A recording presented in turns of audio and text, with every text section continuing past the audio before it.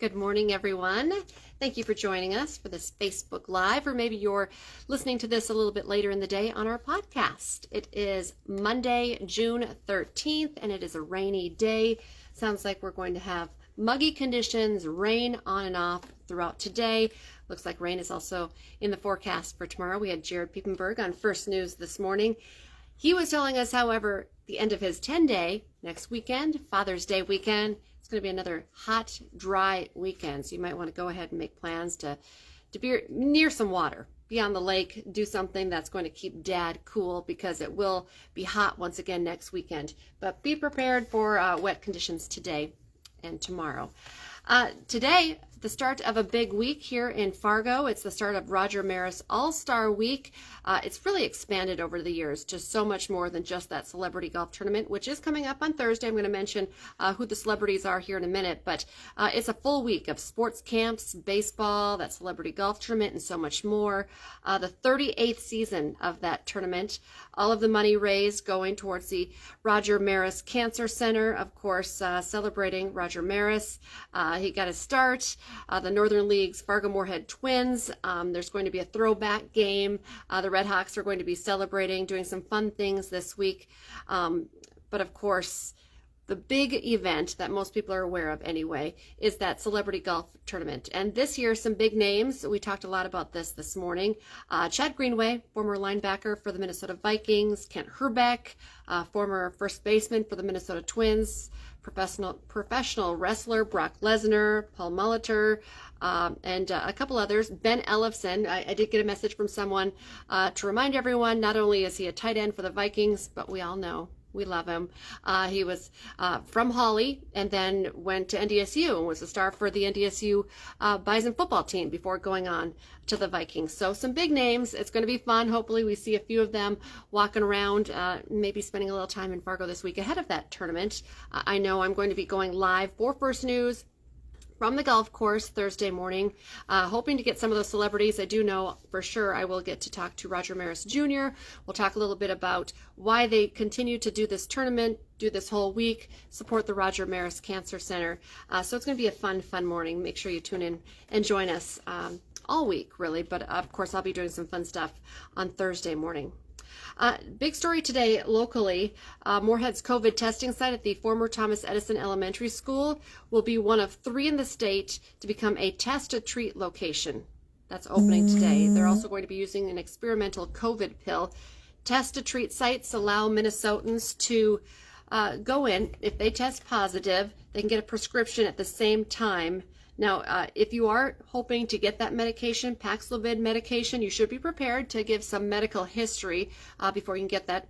Good reminder, testing and medication still comes at no cost. Walk-ins are welcome, but appointments are recommended. If you want to make that appointment ahead of time and schedule an appointment, you can do that at mn.gov/COVID-19. And of course, that's once again happening today, opening today for the first time at the Thomas Edison Elementary School in Moorhead. Also starting today, we have some big construction projects to tell you about. Seems like every week we're adding on a few more projects, more orange cones going up on 2 busy roads. You're going to see some traffic detours. You're going to see some congestion. First one I want to tell you about today, University Drive North will be closed between 16th and 15th Avenue North. Drivers can take 17th Avenue. That's the detour instead. There's going to be some private underground utility repairs going on. This road, though, however, should be open by next week. Good news, because that's a busy stretch.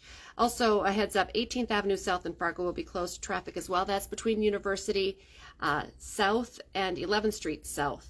Crews will be making some upgrades to the crosswalk and doing some updates on the road as well. That stretch, however, will be closed for about 2 weeks. And Grand Forks, another main road going under construction as well for you. The closure is going to be on 4th Avenue South between Cottonwood Street and Walnut Street. That's right by the United Lutheran Church and Phoenix Elementary School.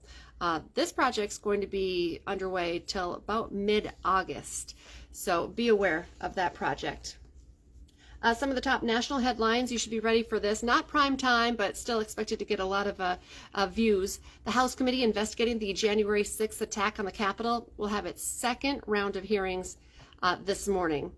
Some of the witnesses we're expecting to hear from this morning include former President Donald Trump's campaign manager, Bill Stepien, as well as a former U.S. attorney from Georgia and a former Philadelphia city commissioner. We will have special coverage of that second round of hearings. That starts at under an hour now, 9 a.m. this morning, right here on WDAY. And of course, we'll have recap if you can't watch it. If you're working or have things going on this morning, be sure to tune in tonight to all of our evening newscasts on WDAY. Another big story, a group of senators is pushing for the most significant gun legislation since the 1990s to be passed in Congress. A few of the stipulations include background checks on criminals who illegally evade licensing requirements. It also includes an investigative period. This is new and interesting to me, to review juvenile and mental health records for gun buyers who are under the age of 21.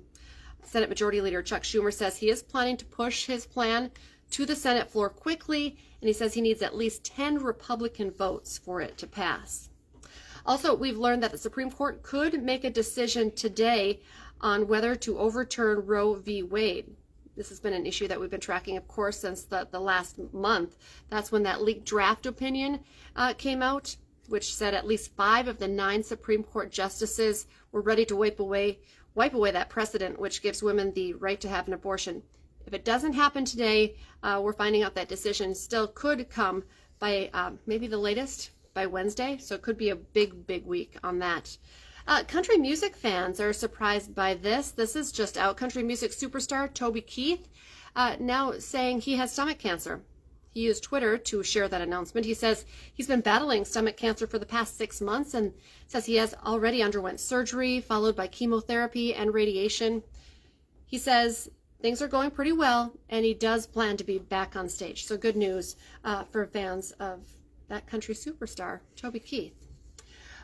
Coming up today on InForum.com, of course, you can catch Dom Izzo with his show. He just emailed me too. I'm going to just read this right off here. What he's going to be talking about, a recap of the weekend from Minnesota State Track. Several area athletes won titles. Perham led the way with a pair. He's going to be talking to their coach, Jeff Morris, at 10 a.m. NDSU's men's basketball added another transfer, this guy from Florida. He's going to be on the show as well to describe, how he found out about NDSU. So be sure to join Dom this morning as well on Inform.com and, of course, on WDAY Extra. Also, while you're on Inform.com, we were talking about this morning. This is a great story. It's a must-read right now on Inform.com as well. Boris Karloff and other interesting North Dakotans who changed their names. Aside from people who, changed their names for a variety of reasons, marriage or different things like that. I'm just going to name a couple of them. I'm not going to give the names or give away too much, but people who changed their names because of a change in their gender identification. A person who used an alias because he was involved in illegal activities. One person took on an alias, and another changed his name because of family requests. One person changed his name because of the bad reputation of a very close relative. All of these people, interesting backstories, some history here, and all connections to North Dakota. And I think there are more articles to come on this. So you got to check this out on Inforum.com. And of course, I want to remind you, you can stay connected to our community, your community, with local news. You can get your first 3 months of unlimited access to Inforum.com. Just go to Inforum.com/subscribe to do that. So thank you so much for joining us. Just some of your top headlines from the morning. And remember, you can join us for our evening newscasts. They start at 4, 5, 6, 9, and 10. And of course, every weekday morning and weekend mornings as well. You can catch First News. We start at 5 a.m. Have a great day, everyone.